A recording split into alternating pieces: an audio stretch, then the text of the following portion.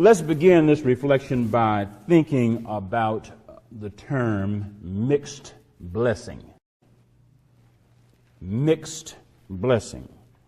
Something is a mixed blessing if it seems like it is favorable, yet also has unfavorable aspects to it. For example, air conditioning allows people to live and work and play indoors even, no matter what the outside temperature may be.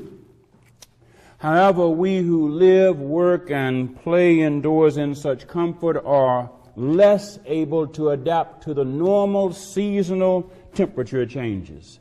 We have become more comfortable in the air conditioning than we are in the air.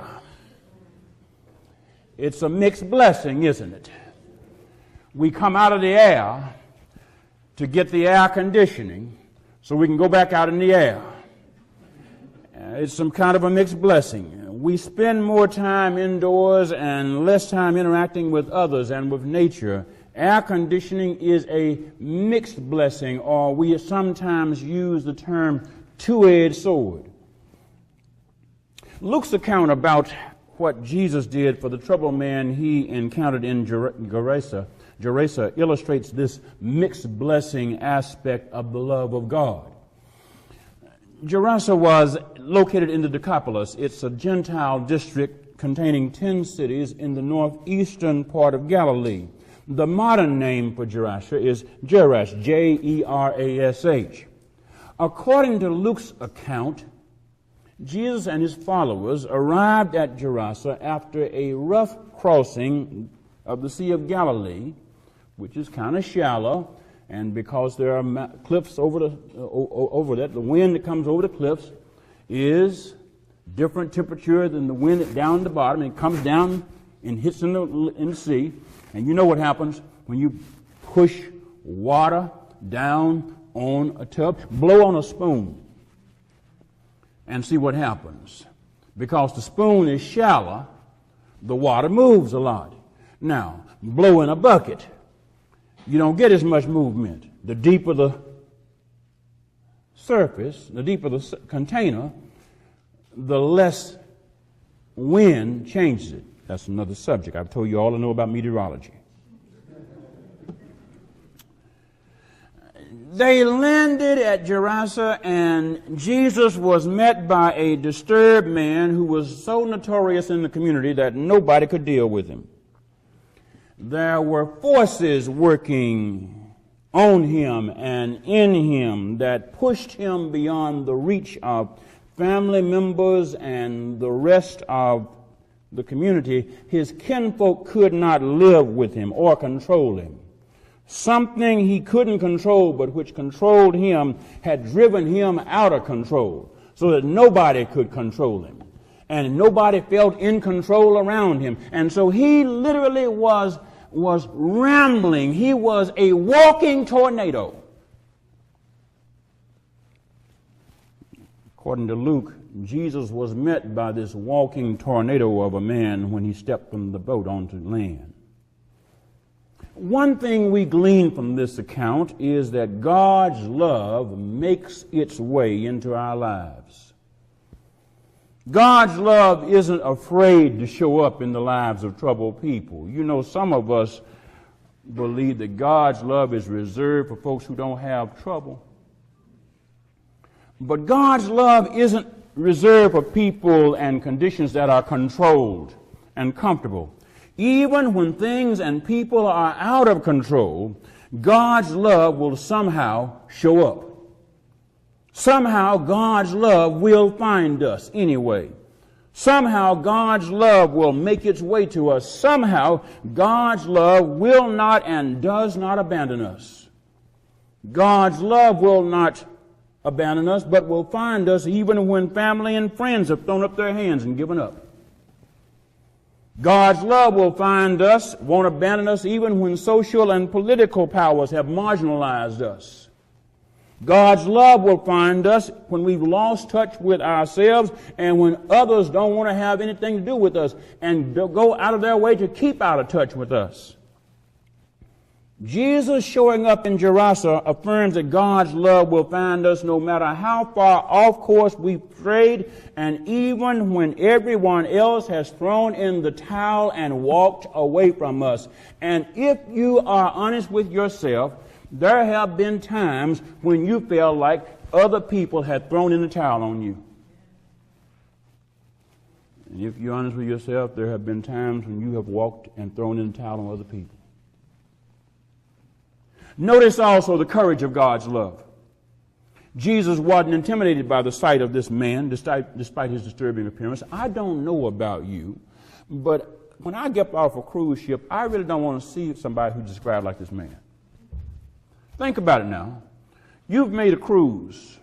You went out for a nice boat cruise. You've already had a harrowing trip on your cruise. This is immediately after they cross this stormy lake of Galilee, and Jesus goes to sleep. And the disciples get worried about him being asleep and say, you better wake up because we're about to die off in this bad boy. That's the Griffin paraphrase. They get out of the storm, and as soon as they land, you know the best thing you want to feel after you've been on a boat through a storm is dry ground. And you don't, if the water has been moving underneath you, you don't want wild folks to confront you. You've got enough wildness you've been through already. You don't want to be confronted by some wild-looking creature. But guess what? Out of the wildness of the storm, they walk onto land and confront a wild man. And notice that Jesus doesn't cower in the man's presence. Jesus doesn't try to evade him. Now, you and I might have said, okay, let me figure out a way to get back on the boat. I know that the storm was there, but at least I came through that storm. I don't know who this is or what his problem is. Let me see if I can get away from him. Jesus didn't try to evade him. What you're saying, preacher, the love of God that finds us also has the courage to face us. God's love doesn't turn away from the disturbing realities and the powerful, troubling forces that we run into in the world. God's love doesn't hide from the moral and the social and the political and economic and cultural and personal war zone we call life. And let's be honest, the deranged man in this passage is a powerful reminder that life is stormy. Life is uneven. Life is ragged. Life is often wild, beyond understanding. Life is much more like a war zone than it is a country club. As the saying goes, war is hell. And the man Jesus encountered upon arriving at Gerasa knew the meaning of hell. Hell is being in pain that cannot be stopped or explained. Hell is being out of control of what happens in your life, your family, your relationships, your work, your body, and your world. Hell is being sick and poor and abandoned in a healthy and wealthy and connected society that blames you for being sick and poor and abandoned. Hell is being tormented by forces you cannot defeat, wounded by forces you cannot escape, and left helpless to correct forces you cannot control. That's hell. Jesus showed up in Gerasa to find this tormented man and demonstrate that God's love isn't scared of our hellish circumstances, our hellish conditions, our hellish situations, our hellish realities. God's love doesn't run from the exits when we go through hell. God's love faces our hellish realities, whatever they may be, because God's love isn't timid, it's tough, it's brave, it's strong enough to not only face our realities, however hellish they may be, it is strong and tough and brave enough to overpower those realities. So Jesus showed up at Gerasa to find this tormented man to demonstrate that God's love rules, not our hell. Yeah, we catch hell. And it is tempting to think that hell rules. But Jesus showed up at Gerasa to show us that God's love rules, not the hellish realities we call life. Charles Albert Tindley was known as one of the founding fathers of African American gospel music, put it well in the composition he titled, "We'll Understand It Better By and By," when he wrote in the opening line, "We are often tossed and driven on the restless sea of time. Somber skies and howling tempests oft succeed a bright sunshine. But the message of God's love gives us, the message of God's love that we get in Jesus Christ going to Gerasa is that the forces that create and drive the somber skies and howling tempests of life do not rule. God's love rules." Jesus, who personified God's love for us, confronted the demonic forces responsible for the hellish plight this man suffered, and Jesus met those hellish forces head on and drove them from the man's life. We must not miss this truth. Jesus didn't blame the man for his hellish condition. He didn't label the man. He didn't tell the man to get himself under control. Jesus didn't accuse the man of being a burden on society. God's love dealt with the forces responsible for his plight rather than blamed him for his plight. And if we are to be obedient to the love of God, we need to learn from that, and instead of blaming and naming people as responsible for their plight, we need to find the forces that are responsible for their suffering. Yes, we need to help the people on the Jericho Road get up, but we also need to be responsible that there's a reason they're knocked down on Jericho Road. There are some thieves on the road that are knocking folks down, and we need to be able to confront the thieves. We need to be able to confront the robbers. We need to confront the forces that knock people down on the Jericho Road of life. What happens after Jesus does this, after Jesus heals the man, after Jesus delivers the man, is what I want to focus on in the time I have left. Remember I talked about mixed blessing? One would think that the people of Gerasa would have rejoiced after the man was delivered of his demons and had his sanity restored. And one would think that the good people of Gerasa would want to have somebody like Jesus around. One would think that they would welcome somebody like Jesus with open arms and thank him for restoring wholeness to a broken man and peace to a troubled community and hope. Because if this man can be healed, there is hope for hellish people and hellish circumstances. One would think people would see Jesus and praise God and say, hang around. That's not what happened. Look at it. When the swineherd saw what had happened, the man's healed because the demons go into the swine, run over the cliff, drown. When the swineherd saw what had happened, they ran off, told it in the city and in the country. Then people came to see what had happened, and when they came to Jesus, they found the man from whom the demons had gone sitting at the feet of Jesus, clothed in his right mind. Look at that now. They couldn't hang around him, didn't want to do anything with him, couldn't do anything with him, but they went out of town to go see him.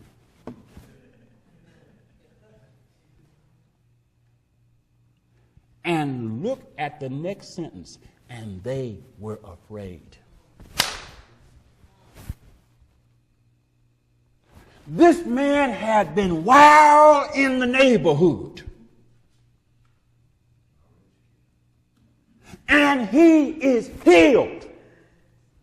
And now they're scared? Go figure. Keep reading. Those who had seen it told them how the one who had been possessed by demons had been healed. Check this. Then all the people of the surrounding country of the Gerasenes asked Jesus to leave them, for they were seized with a great fear. So he got into the boat and returned. Wow! Wow! God's love wasn't viewed as a benefit. It wasn't viewed as a blessing. It was viewed as a threat. You got to quit this, Jesus.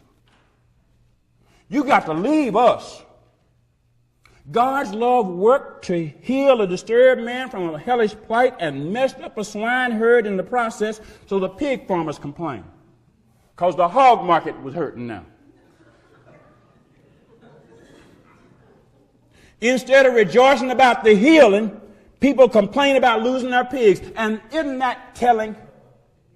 Isn't that telling? There's a mixed message for us in this. The love of God that finds and faces and fights and fixes the forces responsible for our hellish plight upsets stuff. It upsets stuff. People don't mind it when folks are healed and delivered from hellish plights by God's love, so long as it doesn't require them to change the way they do business.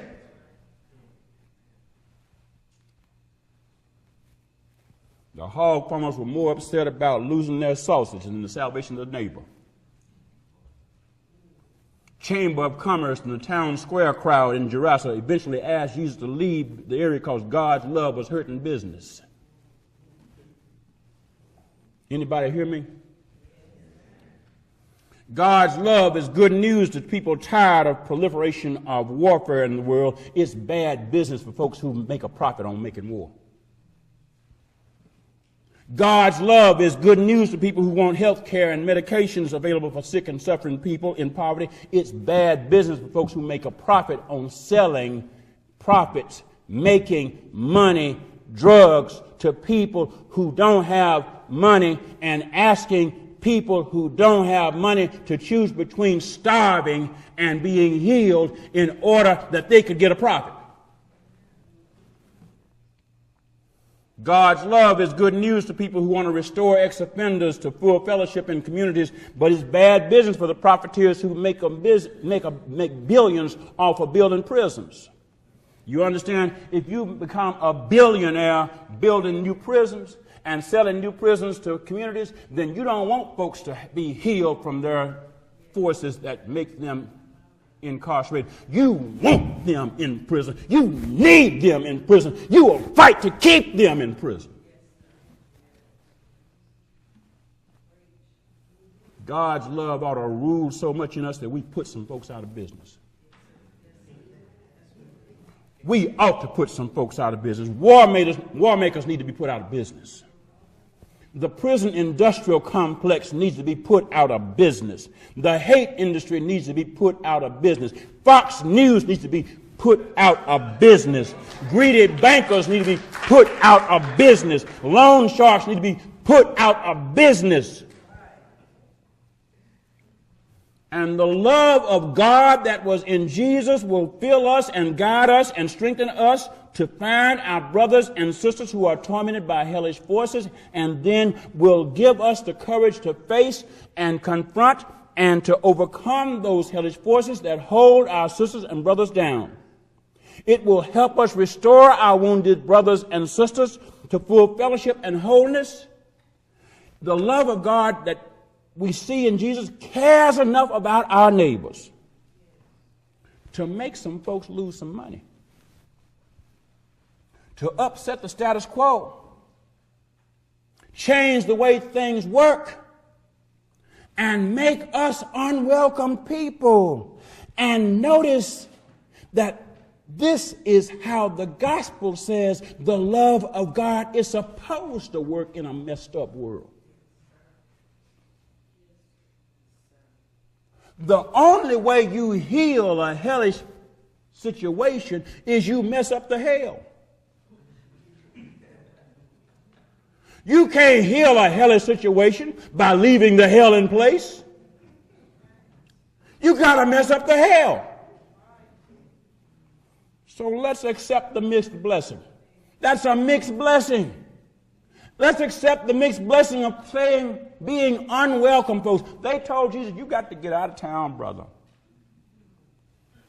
If I may use an old school out of church commentary from the places that we used to go before we got good religion, I ain't saying you got to go home, but you got to get out of here.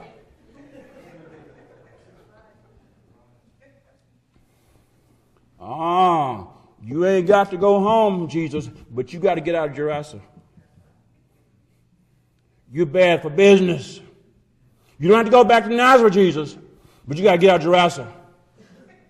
You're bad for the pig business. I ain't saying you got to go to Jerusalem, Jesus, but you got to get out of Gerasa. And if we are followers of Jesus, we will be told to get out of some places. They're going to tell you to get out of some places. They're going to make you unwelcome. Go away knowing that the reason you are leaving is because you have been a healing, fighting force of love for God. But go away knowing that as you leave, you have left evidence of the healing. Jesus left, but the man was still there. They could run Jesus out of town, and the man wanted to follow Jesus, but Jesus said, no, you stay here. You stay here. I want to leave some evidence that I was here. You are my testimony. You are my work product. You are the proof that I've been here. Stay home. Stay home and stay sane. Stay home and be the glorifying work of God in this hellish place, because the hell wasn't just in you. It was hell off in this place, and you now are heaven in this hellish place. Stay home. Be the work of God in the hellish places where you are, knowing that God's love rules, and God's love will send you some hellish places where you will leave some evidence of heaven. Amen.